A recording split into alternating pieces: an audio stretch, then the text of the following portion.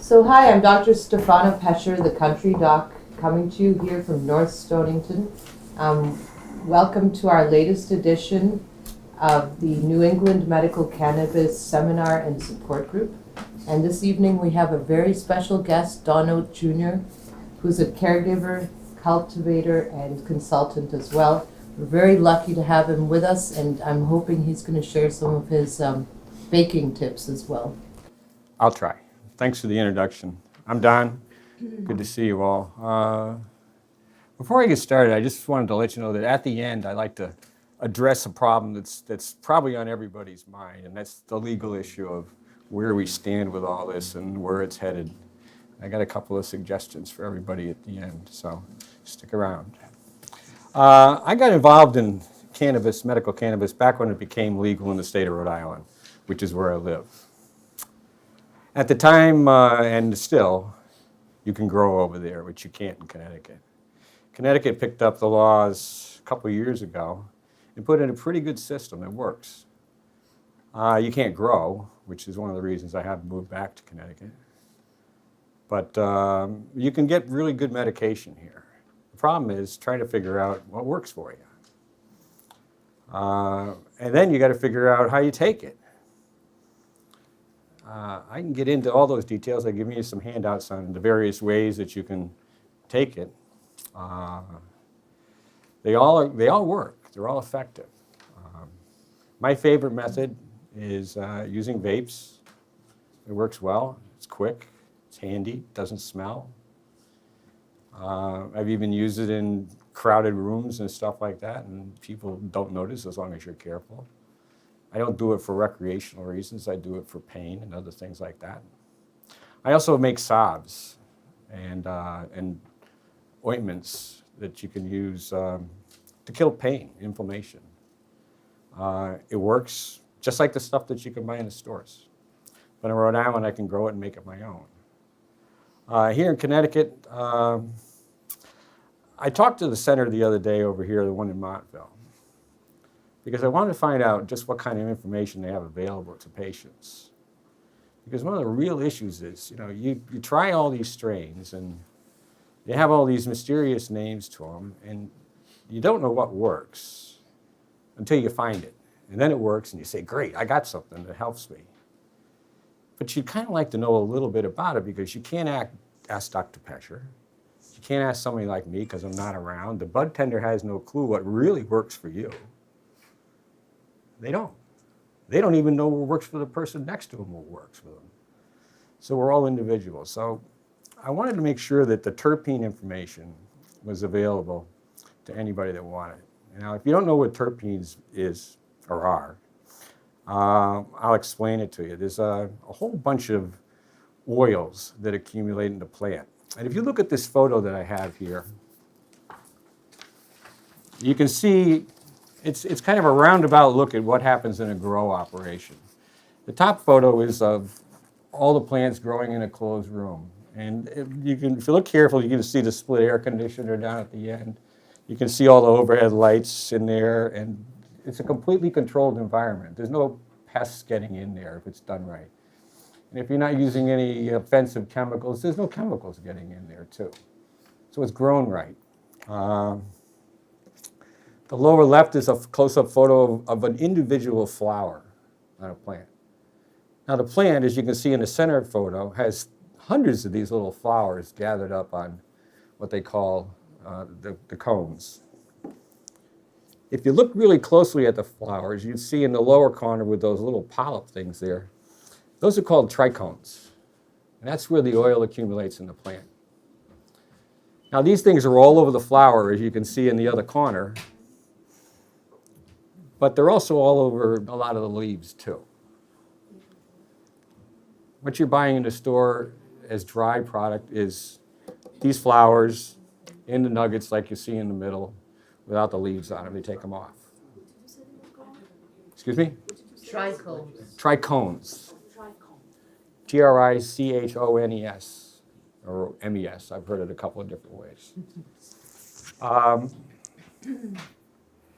By knowing what you have on a plant, you're able to do something with it. You try to figure out, well, gosh, do I need to take it as a dry ingredient and smoke it or vape it in one of those vapes that they have or something like that? Or can I really take advantage of it in the other ways? And now to get it into a liquid form, which is what they use for vapes, and what they use for the suppositories that are in there, and what they use for all the other things, the tinctures, the oils, and things like that, you have to get those trichomes off the plant.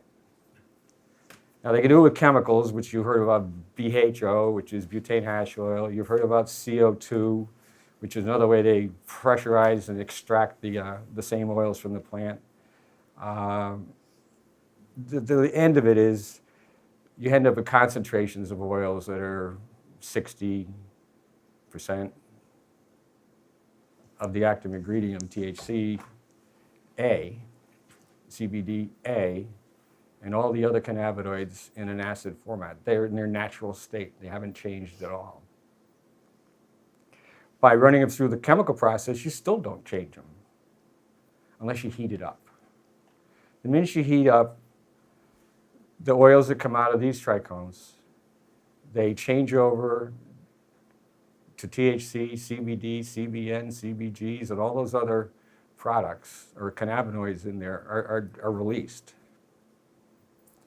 And at that point, your body is able to absorb them and convert them and use them right away.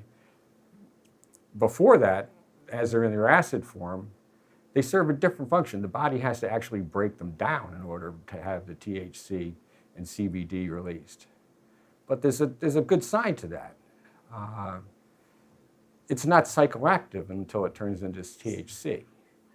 So if your body is getting the raw form, unheated, then it's up to the body to break it down. And that little change they're finding out, it really has an impact on other things that happen in the body aside from the endocannabinoid system. So they're still trying to figure it out.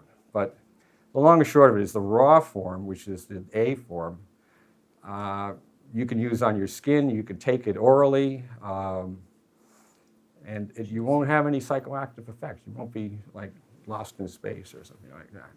It goes right to the point where it's going to be solving the inflammation and the pain problems. One of the handouts I have here for you is a cannabinoid wheel, and I got it from a center over there in Rhode Island called Greenleaf Compassionate Care Center. It was nice of them. They didn't say I couldn't reproduce it, so I did. But at least I'm giving them a plug and acknowledging it. And there's a bunch of these out there on the web, and I'll pass these along. Help yourself to them. I didn't do too many of them. I don't know if there's enough to go around. But you can find out more about these different cannabinoids when you get out there.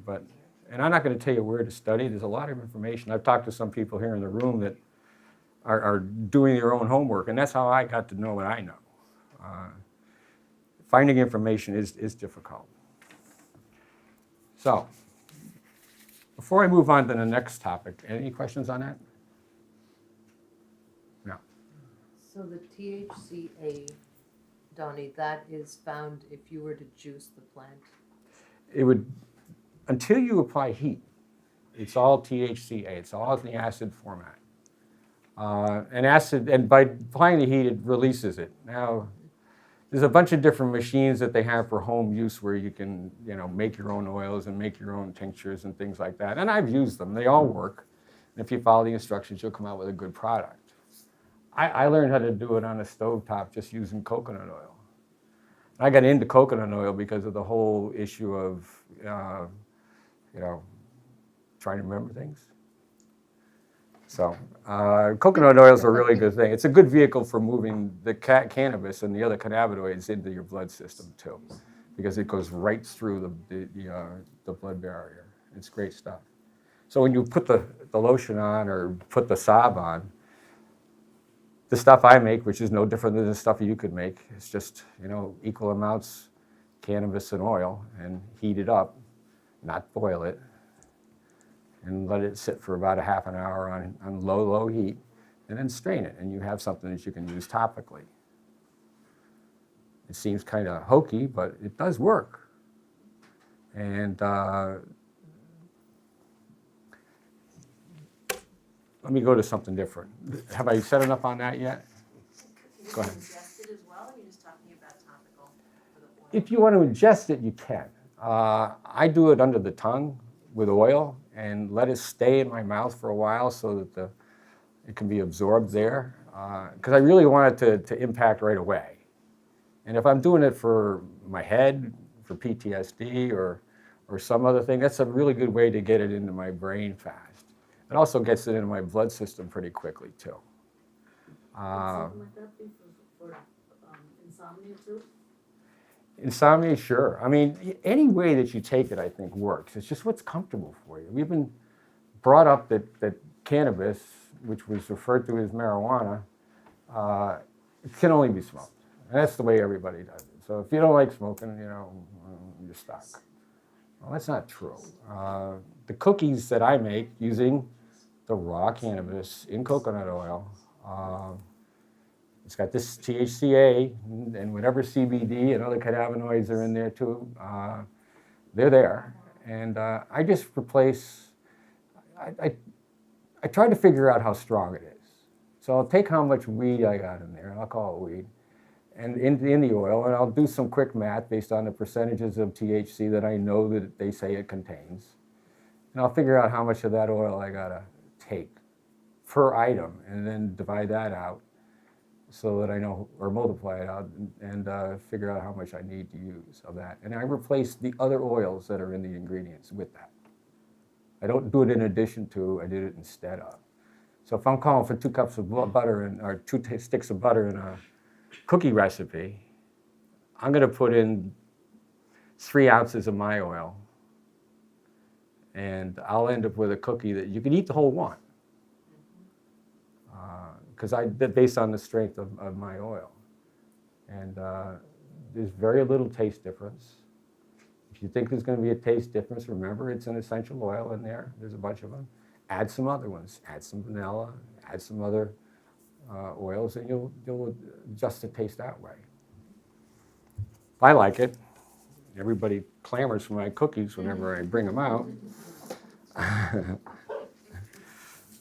There were a couple other things I wanted to talk about. So let me get back to the food subject again. So now you have this oil that you can pick up or make. If you know anybody that's growing it outside of the state of Connecticut, perhaps they're doing that with some of their product, and you can ask them about it.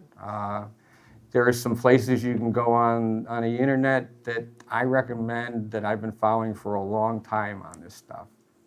And one of them is Bad Cat's Pharma, Pharma, and it's Bad Cat with a K. She's been doing this stuff out in Colorado for quite a while, and she's run the kitchens, and I'm not putting in a plug for her, but she stays on top of what the right way to do things is. Check her out. Where was I? Anybody want to remind me? So the baking tips and Baking tips. forms of ingestion. So you were mentioning that you use Yeah, you oil. can, since if you want to break it down to have the THC pop, in other words, not have it psychoactive, you need to heat it. So cooking it will do it, baking it. You can also put it in stir fries or any other ingredients that call for it. If you're going to use it raw, in other words, unheated, it really has a great effect. And they're just beginning to figure out recipes that call for it. You'll find some out there on the internet. But the stuff is amazing, and which is really brings up the whole question of, why does it take so long for us to get into this stuff? I mean, we've been dealing with, cannabis was a remedy back at the turn of the century, 1900s, up until 1930s. Egyptian times. And back forever through history, in all different parts of the world. And it grew in this country. It was brought in as a crop. Just imagine what would have been if we had had all this time and development to work on this plant. So we think nothing of putting these pills, we know what's in them. Well, it probably wasn't advantageous for some people to have this product out there, as we're finding out. It's too bad. if there's one thing that if you feel that it should be completely legalized and available, let me put it that way, available for study and for use by those that are, have a desire to do it. All this complaining about what's going on in Hartford, or if you're in Rhode Island, what's going on in Rhode Island, really doesn't amount to anything. Because they're on borrowed time anyhow. They're just putting together laws that they hope will allow their citizens some freedoms, but they all know that the federal government is sitting there with a Schedule I and calling it poison. And we hear from our congressmen and senators all the time how they're behind us and they're pushing for it and doing this and doing that. And I just wish they'd actually do something instead of talking about doing something. And maybe if everybody in this room and tell your friends, Connecticut, we don't have many people to write to. There's only 2 senators, just like every other state. A handful of congressmen, call them up, write them letters, tell them you want them to solve the problem of medical cannabis. Or vote for Jonathan Harris, the former commissioner who's running for governor, who stands on this platform, and he actually made it happen for Connecticut, but also some other good programs. That's Jonathan Harris. Yeah, Jonathan, he was here, about a month or so ago. He had a lot of really good things to talk about in that respect. But we're dealing with a Washington issue. Jonathan's great, and he can get down there and talk to those guys and maybe arm wrestle Blumenthal and get something done. But that's where it has to take place. The pressure has to come on the federal level. And we're just fooling ourselves to think that the local people and our state people can solve the problem because it's out of their hands. They can ask for it all they want, but until something happens in DC, we're just waiting. So all these pictures I took, these are in Rhode Island. I was out in Oregon. I went to I went out there to do some research on CBD strains and find out what was going on and what they were doing. And I also went out there to save a guy's grow who was having trouble with bugs and pests and stuff like that, which is one of my specialties of care for plants. And I went to a meeting. It's legal in Oregon for medical and recreational. So these guys I went out there to see, they said, we're going to a meeting tonight down at the firehouse on cannabis. And I'm there like, this is bizarre. So there I go to the firehouse, and you sit in the meeting room. This is a taxpayer-funded building. And there's 40 or 50 people, and the age demographics is pretty much what we have in this room. There were maybe a half a dozen people who were in their mid to late 80s in the room. And the one thing they had in common, they were all using cannabis. Everywhere else, and it turned into a swap meet.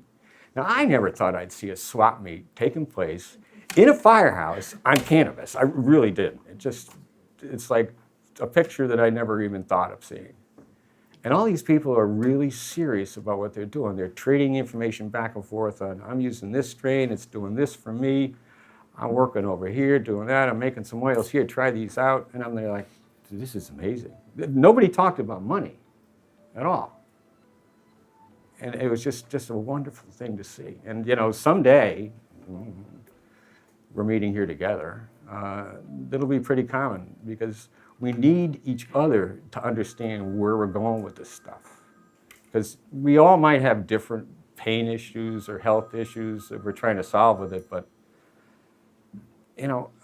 there is some similarity there. And if I hear, for instance, this woman over here talking about her experience with, say it was PTSD and pain, she is talking about, say, her experience with the sativa of a particular strain. And sativas are generally pretty good with pain.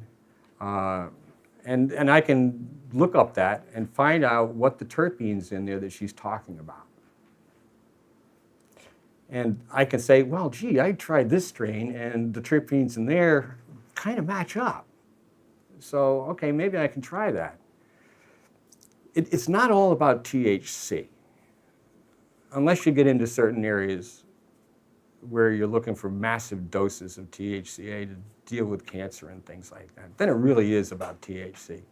You know, the rest of the terpenes really don't matter a whole lot. And when you get into the high doses, I don't have any experience in that level, so I'm not going to talk about it. If you're into that situation or a form of treatment, there are some great sites out there online that you can get some information on. The information is more and more becoming available. Stay on top of things. There are a few really good educational websites out there that can teach you a lot. One of them that I rely on is Green Flower Media. I've been watching their stuff for about a year and a half now, and they have some great seminars, and they've gotten better. Leafly has a bunch of stuff. This information I took on smoking and all the other different methods of using cannabis, that came from a healthcare site out in California. Don't be afraid to look at other medical sites outside of Connecticut that are talking about how to work with patients and things like that, because I didn't know anything about this medical group until I saw in my search that they had something. And I said, well, let me look and see what they offer, and bang, here is all this information on the different ways to use it. Good luck on all that. If you'd like, I can give anybody that's here my contact information, and I'll share with you some stuff and some things online that I have so that you can do your own research and learn some more. It's a good idea to network with other patients. I mean, it's so important. It's critical. And another thing is you're going to find out that if you talk to certain people out there, and you'll figure out who they are, they just don't have any tolerance for the whole subject matter of medical cannabis. Don't try and convince them. Don't waste your time.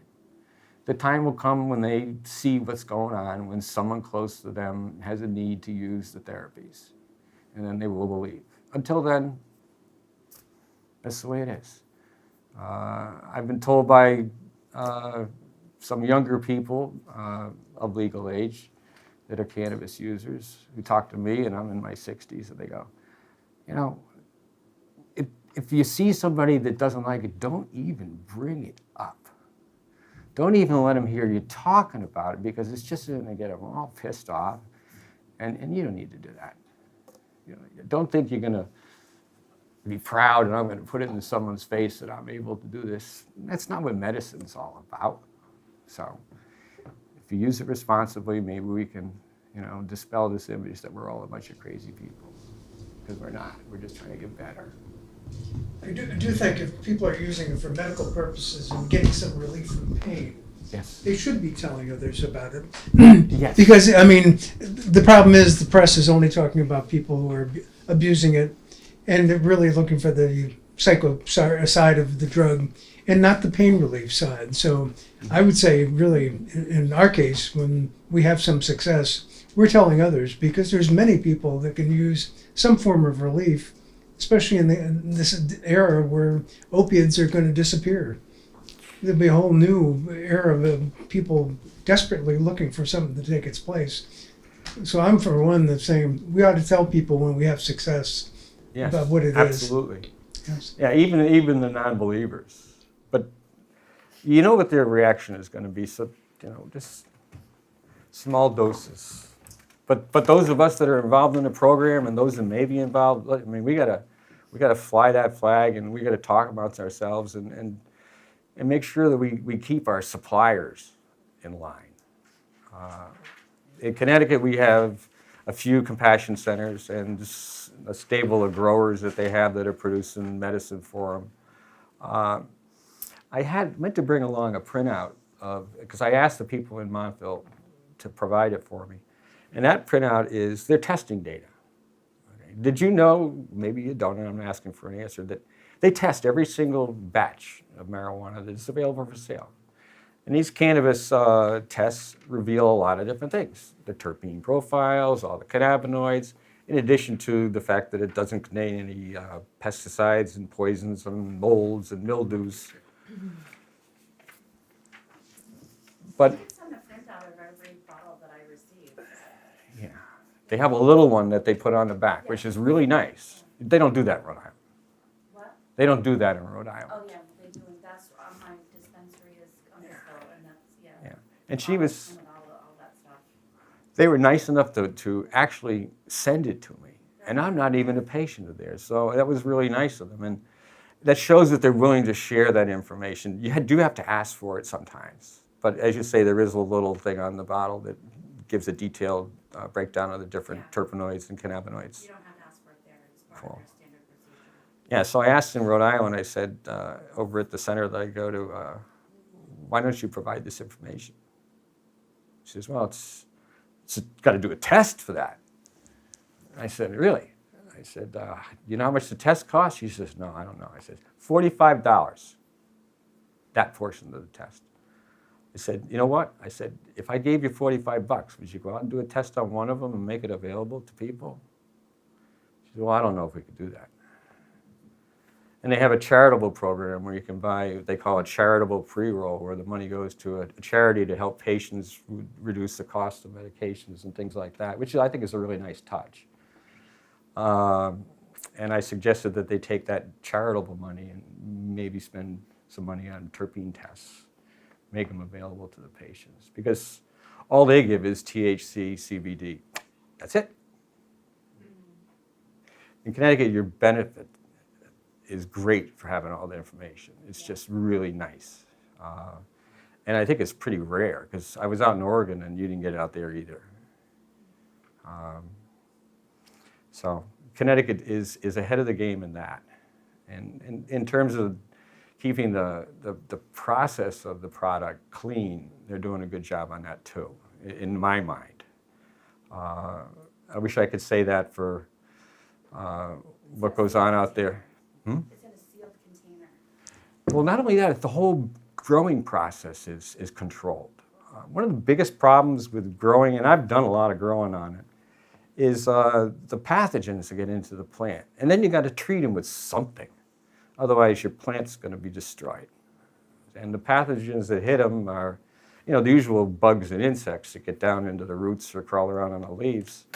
And you got to be careful what you use to kill them. And you can use some natural products that don't even bother the plant. But I just worry about what goes into a lot of the product that's out there. And for people to say, well, I can always go to the street to get my stuff. I can always go, to my friendly dealer and buy stuff. Well, that may sound like a good idea. I heard a speech by a guy out in Denver who has a whole lot of patients he's been working with for many, many years. And he's VP of a lab, so he really knows what he's doing. He's a scientist. And he's had 6 patients die suddenly from buying weed on the street and thinking they could take it just like everything else they were getting on a medical basis. And the pesticides in there really do a job on a compromised immune system. So, word to the wise, yeah, someone may say, oh, well, this is good, it's the same as everything else. No, it's not. No, it's not. What you're getting in Connecticut is produced under controlled circumstances, and it's pretty darn pure. If they figure out a way to get it more pure, they would do it. That's what the push is here in Connecticut. So be thankful you're here. I don't know about going to Massachusetts. Like I said, there's all kinds of stuff coming out of everybody's grow rooms and closets. And I went through 15, 20 different grow rooms in Rhode Island and more in Oregon. And I can tell you, some people know what they're doing. Most of them don't. Most of them still believe in, Miracle Grow and all those other crazy stuff. If you bear that in mind, you'll go a long way to being safe. Don't go near the stuff that's not labeled. Not labeled. And I hate to see somebody get sick. Any questions on that? Or anything else? What's the difference between sativa and indica? What's the difference between sativa and indica? Indica is, there's a bunch of nicknames that give you a clue. It's called Indicouch, is probably the easiest one to remember, because it gives you a really relaxed feeling. If you wake up in the morning and you're so full of energy you can't stand it, then maybe it's an indica that you need. But generally people take the indicas later in the day because they want to just relax. The sativas will boost you up. Now, the difference in the THC in each of the sativas and the indicas is exactly the same THC. The only difference between an indica and a sativa is in the terpenes. And here we go to terpenes again. The terpenes that pop up in those things are, linalool, pinene, myrcene, coriopylene, and there's probably just a couple hundred of them. I'm not going to name them off. But it's a really complex plant. So to say the difference between sativa and indica is as simple as, one makes me get up and the other one makes me sit down, may be true, but the answer is a lot deeper than that. And that's where I say it comes down to, okay, I'm going to go to sativa because I want to be more alert and pay more attention. I can handle some sativas. Some of them, I don't like them. I just don't like them at all. They make my heart race. They make my mind race. If I got something to do, they're great. If I don't have anything to do, I'm in trouble because I'm pacing the floor. And I'm sure that, a lot of people that I've met fall into that. There's just some strains that just bug them. So when I find a nice relaxing one, or a nice easy one, or a nice stimulating one, I'll know what they are, and I'll make sure I go to those strains every time. Because once you find something that works, stick with it. And that's the trouble, is that it takes time and money to go through what doesn't work or that will upset mom. For example, she gets a boost, and I noticed, because we've just started this, and then I notice a little bit of confusion or a little bit of tiredness. So it's almost like a bump up and then down, and I don't know how to determine whether that's her and her aging processes, or that's the therapy that is resulting in this reaction from her.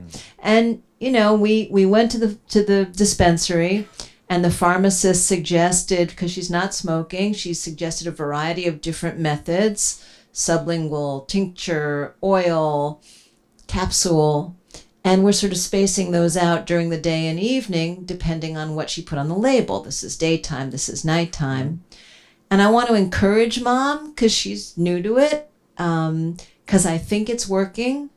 And she had sort of gotten used to the tramadol, and we want to sort of get off the tramadol in terms. So that's another question, I guess. I guess I had two questions. How do I know and save time? Because what I'm hearing when I go to the dispensary is lots of anecdotal, here's what I use, here's the effect, this was bad for me, this was good for me. And it's like, oh, yeah, tell somebody write this down somewhere.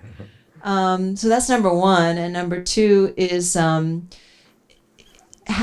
if a goal is to replace a pain medication, a codeine related or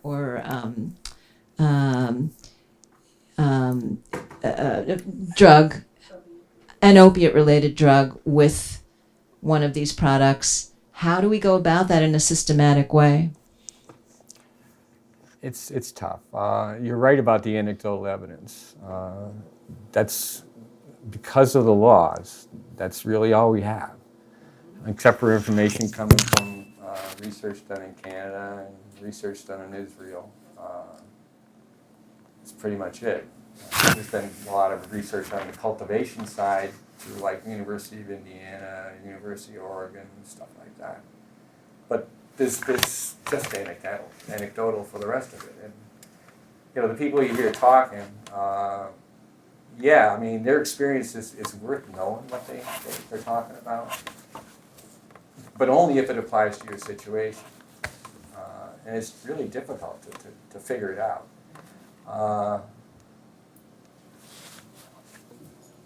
Did my mic fall off? Formula.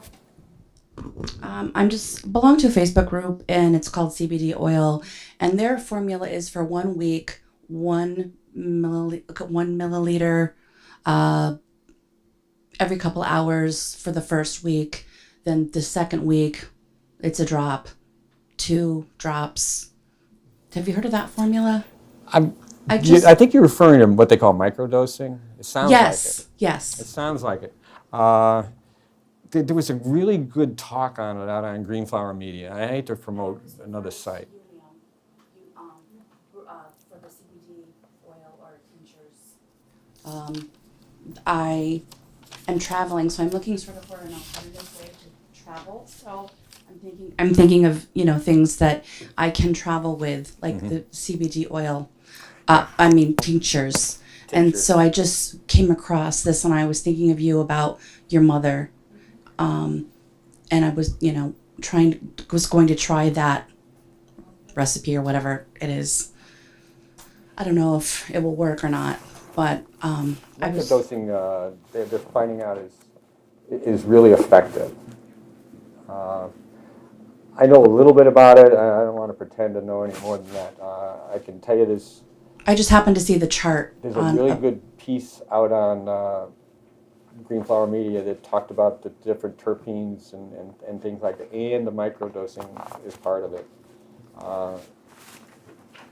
That's a really effective way of doing it, because the other alternative is, not measuring anything, and just doing it until it feels right, instead of having a plan where you got your doses, it's all laid out. But she's dosing someone else, and so she doesn't know the feeling. It's really hard to figure it out. I mean, even describing it is strange. I mean, if you've tried it and you know what the feelings are, then you could ask about those particular sensations. Good luck. That's all I can say. We're all trying to figure it out together. If you ever bump into me on the street, or if we have conversations down the road, don't hesitate to talk to me about it if you feel comfortable doing that.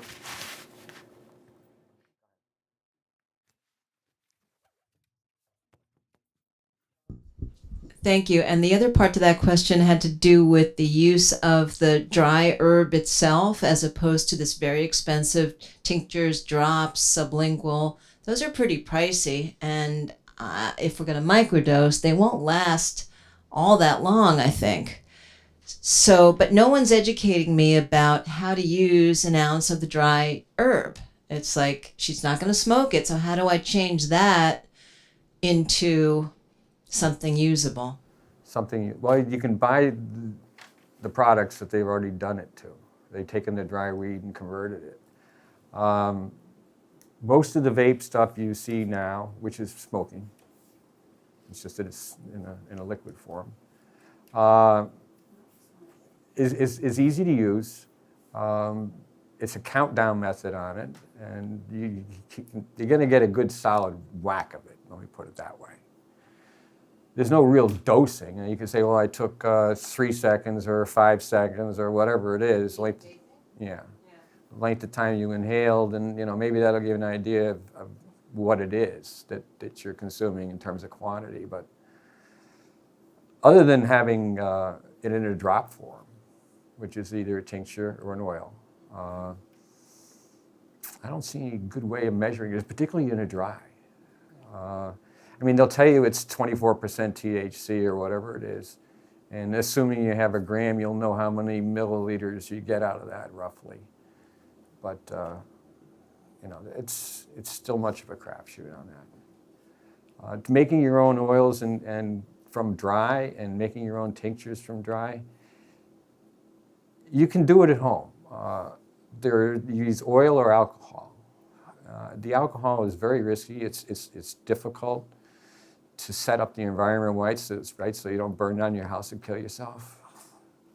The oil method is simple because you're using temperatures of under 200 degrees, under boiling point, probably around 180, 185 degrees. And you're just letting it cook slowly. And you'll see if you do it at home with dry ingredients, and you can use as little as an eighth of an ounce, because it occupies a space about, size of a cigarette pack, really. I don't smoke. So you could easily put that much oil, or a little bit more than that in there, just to cover the product, and heat it up. Stir it occasionally, and I like to use a wood stick to stir it, like a chopstick. And let it cook until you don't see any more bubbles coming off it. And that means that it's pretty much gone. All the THC and all the cannabinoids and everything else has been removed from it. In a small amount like that, you're probably not cooking it for any more than, say, 15, 20 minutes maybe. And then strain it. I like to put it in cheesecloth and squeeze it into a strainer just in case something gets through. And since it's coconut oil that I use, it solidifies at about 74, 75 degrees. So once it cools down, before it cools down all the way, you can pour it into whatever kind of container you want. Then, of course, once it solidifies, you can always put it in a nice warm spot and it'll come right back up to liquid again. And that way you get to dose it out. And it's got antibacterial properties to it. So it shouldn't mold over or anything like this. Mold is an enemy of all of us in this stuff. Let me just interject, if you ever see any mold in your stuff, close it up and bring it to the people you got it from.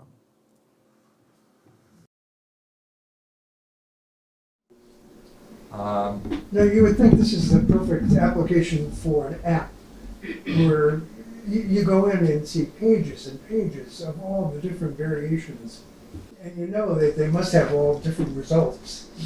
If you could only figure out what they were, and if you know what you want, hopefully something to direct you to what you are actually looking for is really what I think is needed by most people. We only started a week and a half ago, so we're probably at the same stage. Yeah. And so far we've bought $400 worth of, just to try to figure out what is working and what's not working. Now, what's really good, what is the effect of those things? You only know after trying, and yet that's where you would think there would be some better guidance that, that was a waste of money, and that's why we need to change some things in Washington. Because you can change it all you want in Connecticut. But you know what? Where's the research being done in Connecticut on it? Zero. So you're not allowed to have a class like to explain different ways of. I mean, it's very foreign to me. So you can have a class, but if your organization is receiving federal funding, and your lawyers might be a little bit worried because they could be considered to be co-conspirators, it kind of makes people wonder. So if you stick to just doing what they let you do, you should be okay.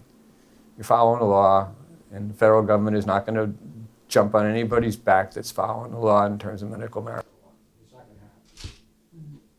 It's not going to happen. But we need more than that. One of my doctors when they read that I was taking medical marijuana, made a kind of a snide remark.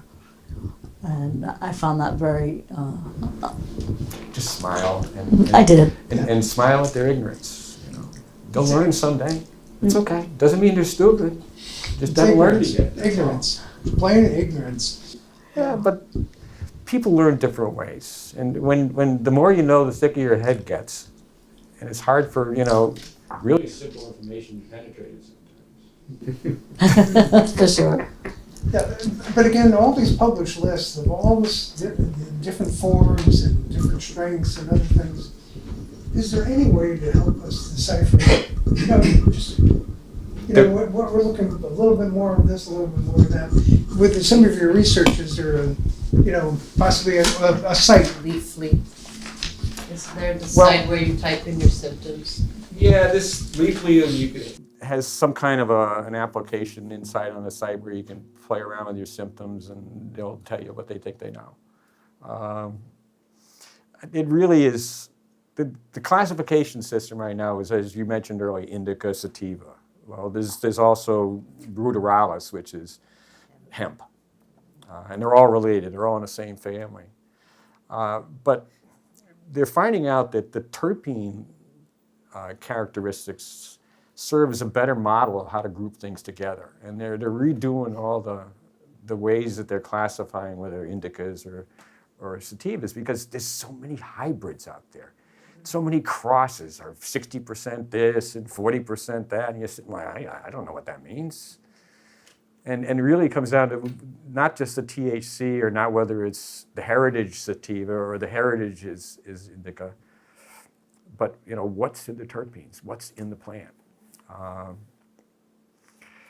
They thought for a while that sativas and indicas, as they started playing games with narrow leaves and wide leaves, if you can believe it, on the plant. And they thought that was the way to identify the differences between it.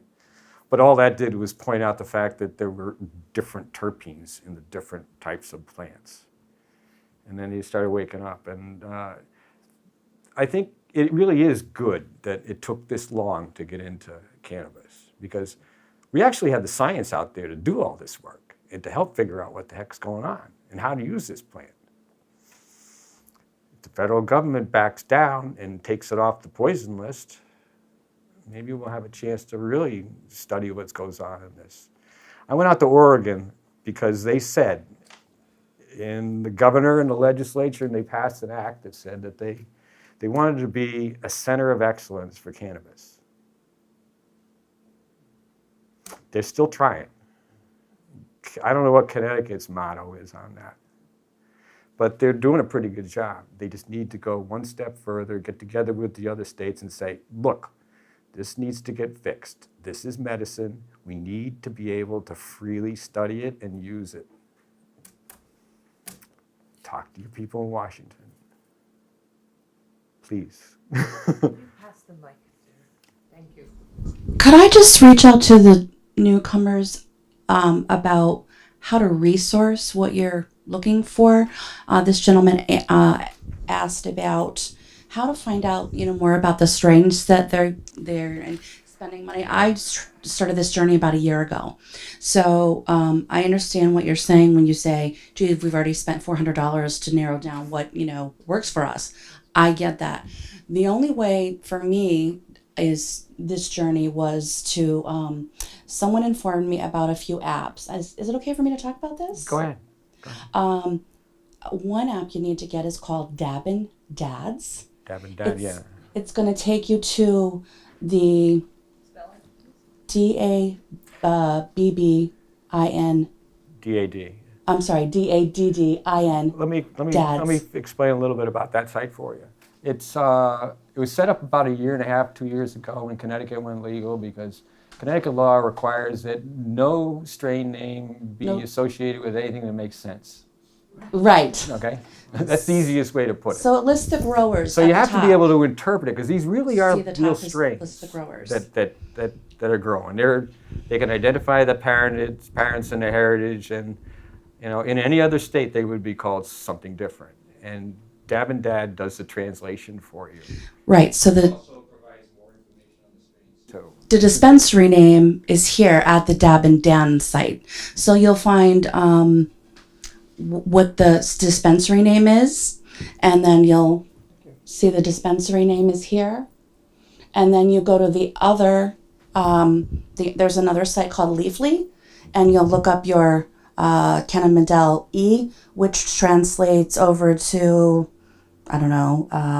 Borax over on Leafly. And Leafly will give you the information of how it makes you feel. It makes you feel euphoric. It makes you feel this, that, and the other thing. Takes care of pain. It'll also give you the medical of it. So as you start this journey, to keep a little bit of more green in your wallet, get those 2 apps. It really saved me. So I hope they help you.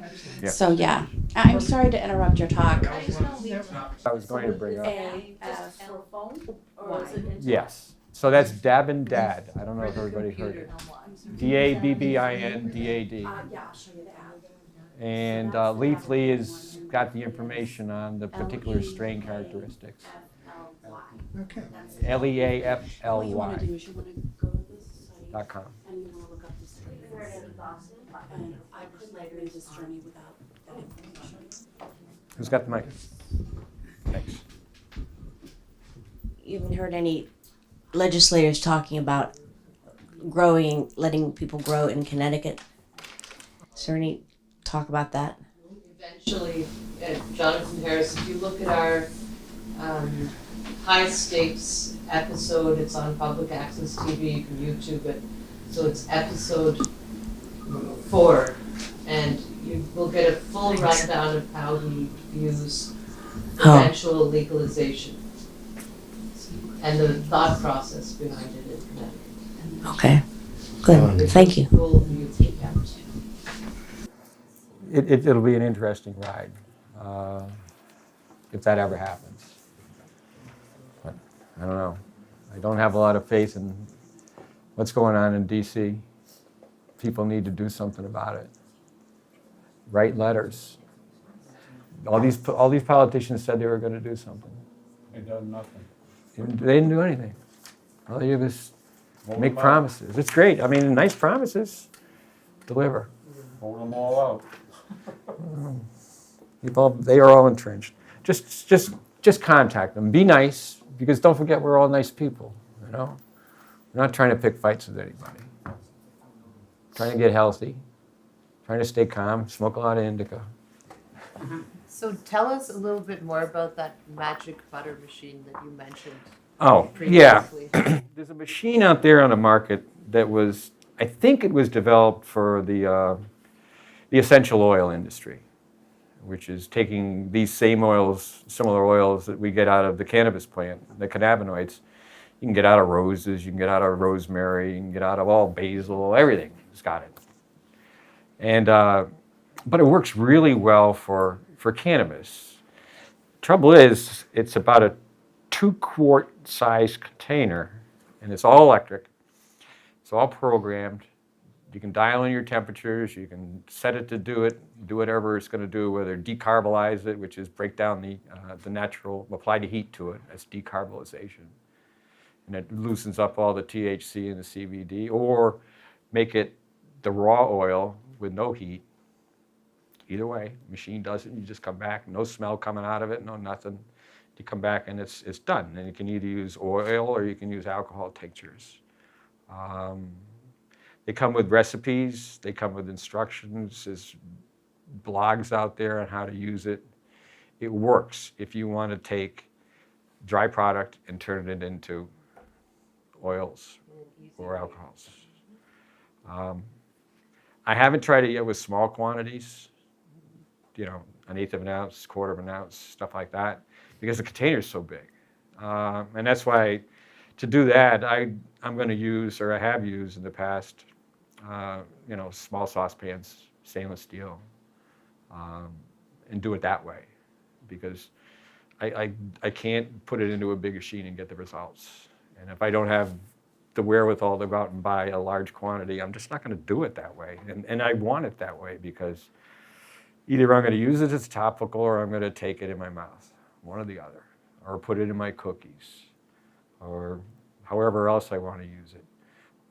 The oil that you can get, and if you follow the basic instructions on how to do it, you'll have the same results as everybody else. When I put it on, it has an effect in about maybe 15 seconds. The pain goes away, and things happen from there for about 5 or 6 hours. Is that containing THC always, or just CBD? That's the raw form. That's the raw. Unheated, Okay, so unheated. not carboxylated. Yeah, because I've been reading back and forth on whether to go to THC or THCA, and you know, Maybe the discussion is over everybody's heads, I don't know. But I'm dealing with the raw form, or do I got to heat it up and smoke it? Or heat it up and do something with it, vape it, which is also going to break it down too. And I keep hearing different information, all good, which is the best way to do it, whether you're in the raw form or in the broken down form. So I'm doing both. Are you actually applying it to, let's say there's a pressure sore? Mm-hmm. Are you applying it directly to the sore itself? Or Well- to pressure points, let's say? I mean, just to be practical about using a topical butter. Well, I got displaced bones in my hand and missing ligaments in my thumb.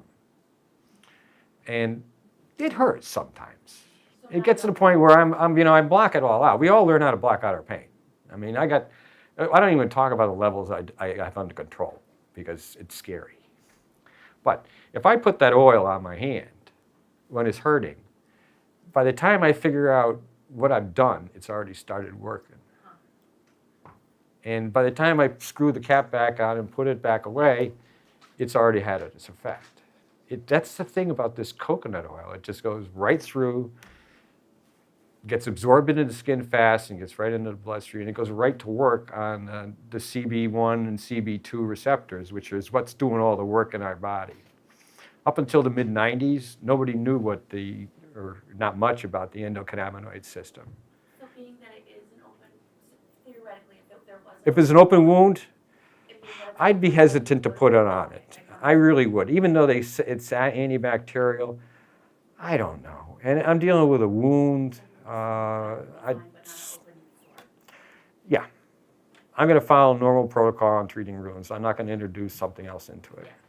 So is that something that you build up a tolerance to and you have to make it stronger and stronger, or is whatever you...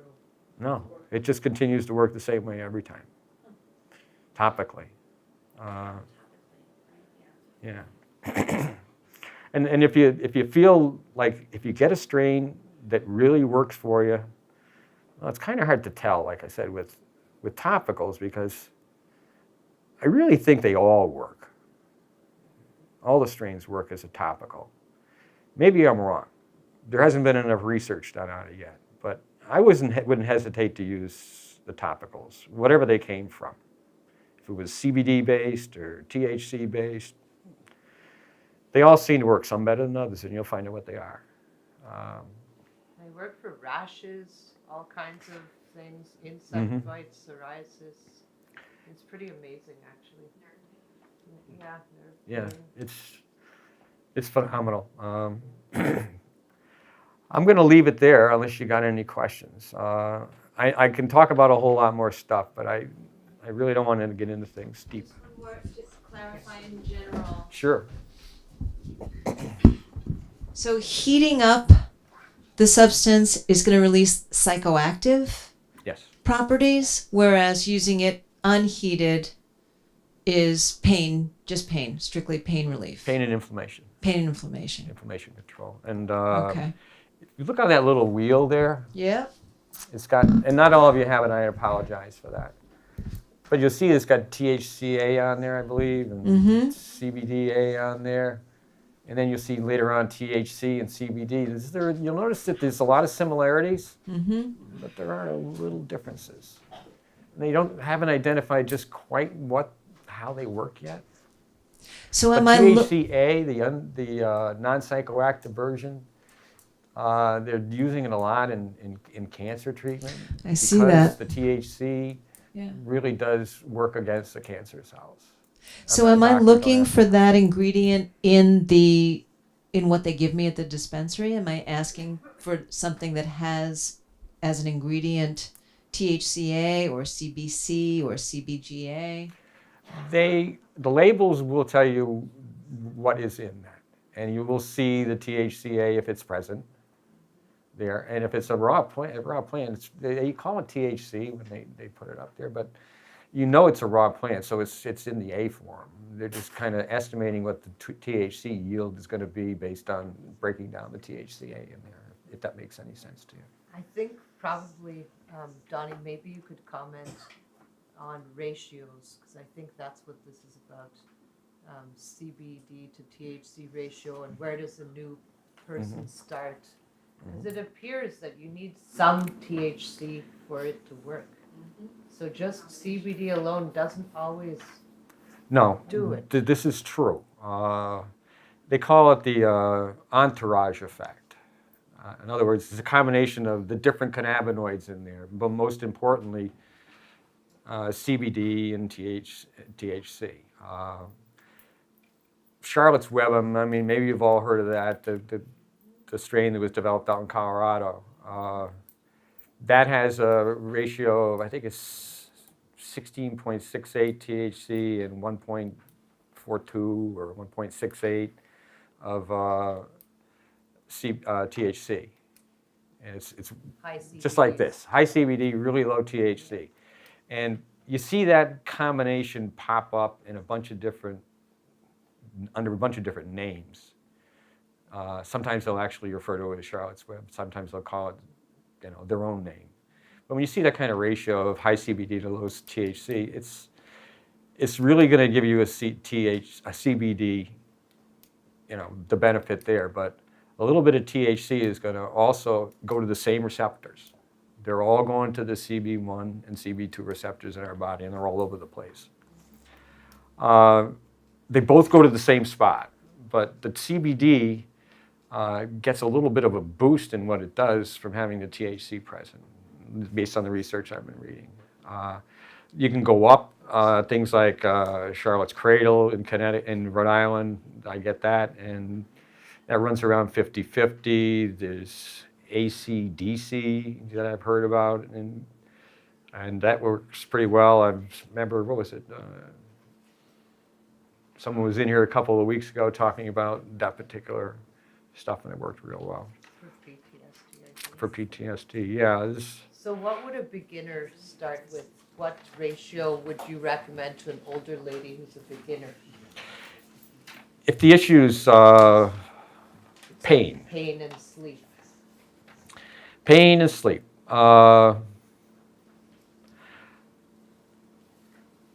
There's some 50-50 stuff out there. I've had it in honeys. In other words, they'll take the oil that's 50-50 and they'll blend it in with honey, and you can eat it that way. 50-50 I think works pretty good. But if you start out with the lowest THC possible, available, and augment it with THC from a different strain, you can achieve a lot of things with that. Particularly if you're saying, well, the THC that's in Charlotte's Web really doesn't have any impact on me. I need just a little bit more. Well, then you can go to your favorite strain and have some of that and have some CBD with Charlotte's Web or something similar, which is a high CBD content. And you might be able to satisfy it.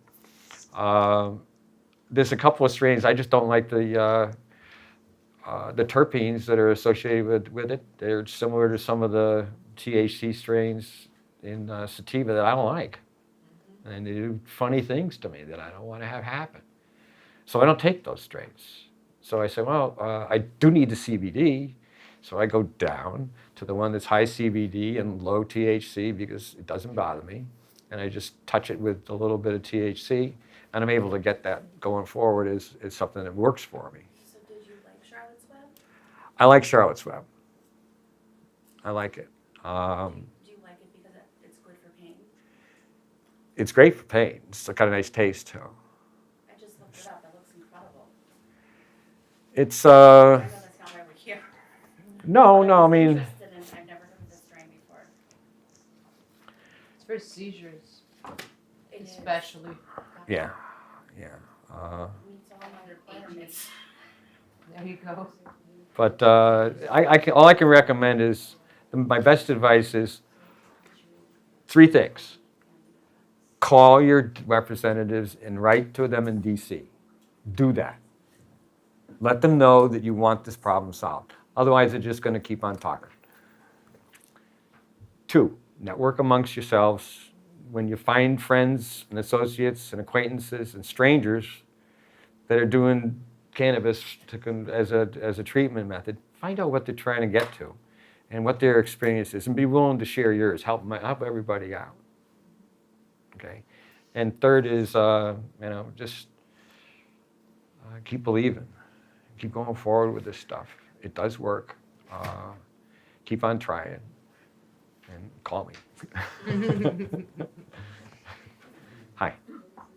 Yeah, quite. I have a lot of.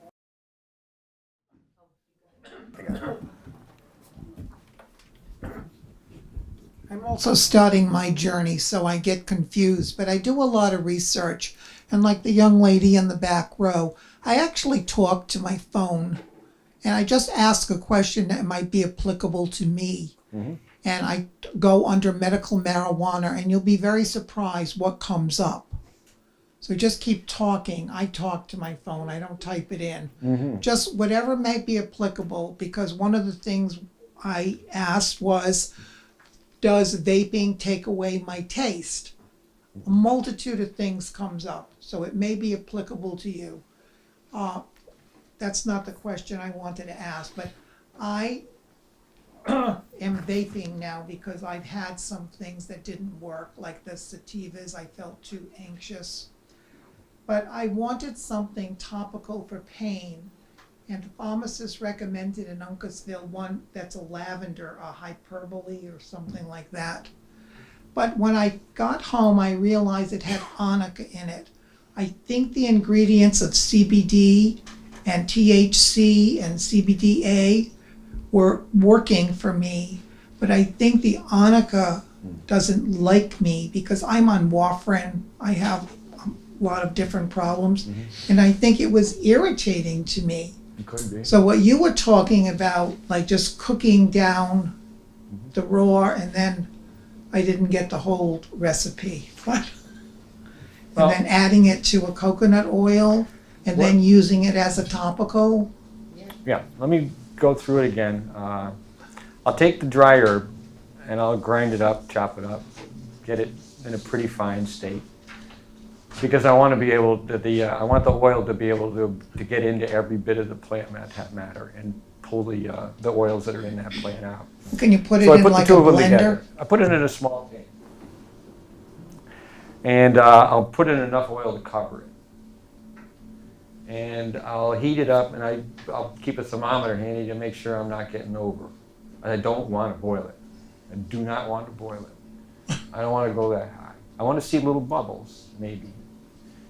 But I don't want that. And under that low heat, which is under 140 degrees, easily. Are you doing this on a normal stove though? It's not flammable oil, don't forget. It's coconut oil. It's not going to splatter up. It's not going to do any of those things. Okay. And I'm going to use a pan that's got a high enough side so it's not going to be even close to the top. And I'm going to stir with a chopstick because it's the smallest thing I had around, and the oil doesn't stick to it. Neither does the can. My greatest fear is that I have a gas stove and I always think it's always too hot, even when it's on very low. Yeah. Probably use a double boiler. Use a hot plate. Yeah.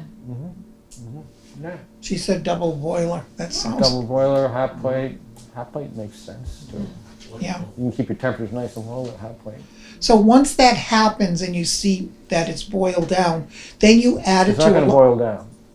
It's going to stay. You're going to look at it at the end and it's going to look like it did at the beginning. but that's a small amount. But then do you add that to a large quantity of coconut oil? You can if you want to dilute it. I usually use it straight up just like that. So I what squeeze is, it out. Once there- it's out, if I let it cook in that small container for, probably 15, 20 minutes. so what is the volume that you end up with? A small, Whatever your oil is that you put in there. You're going to end up with all that oil back, except for maybe about 5% that stays stuck to the plant. you said just barely cover it though. Yep. So maybe two, 3, 4 tablespoons?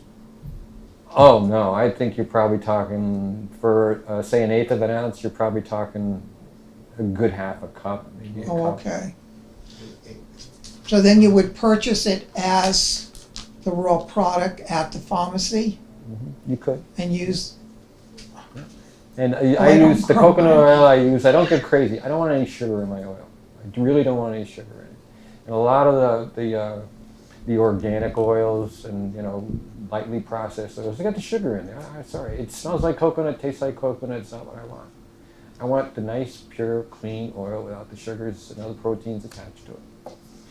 So I go and I buy Luana, $6 or $7 for a 30-ounce jar. Luana, it's a Yeah, it's made right. I did the research on it. They make it right, and it's cheap. They don't have a lot of bells and whistles on it. There are probably better coconut oils out there, but this works. I'm not going to go looking for it. available in grocery stores, or do you have to go? Yeah, they hide them in the oil section.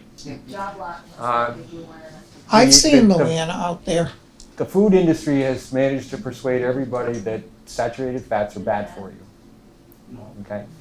The truth is, which they won't tell you, Well, there's controversy that on your body coconut doesn't oil know how now. to digest polyunsaturated oils. It just doesn't. Yeah. It comes out in your waste, or it accumulates in your body. If you find yourself putting on fat and you're trying to figure out where it's coming from, that's it.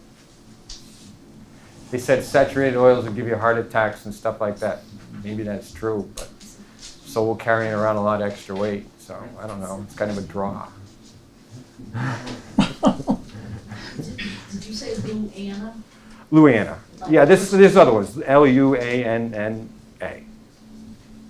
It's a white container, 30 ounce. Looks like a mayonnaise jar.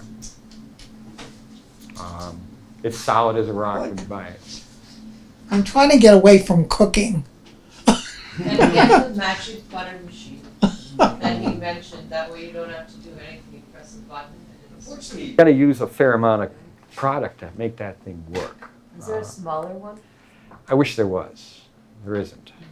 But hey, they're a company that listens to what's their customers are saying. They got all kinds of blogs and groups out there, and I think it was developed by a bunch of engineers who were trying to figure out a way to do this. So probably submarine guys from Eastern Connecticut that moved out the West Coast. But John, can you give us your contact information? sure. My email address is DANGURU, all one word. DANGURU. Danguru or Dangaroo. You sound like a danguru. So that's it. So At where? at gmail.com. No, actually, no mail.com. I'm sorry. Just mail. Just mail. Danguru@mail.com. Terrific, thank you. That will get to me. And I'll be willing to share whatever I know and have with you. Be patient. If I get to you right away, that's great. But let's keep working together. Perfect. Thank you very much, Donnie. You're welcome. Great talk, thank you.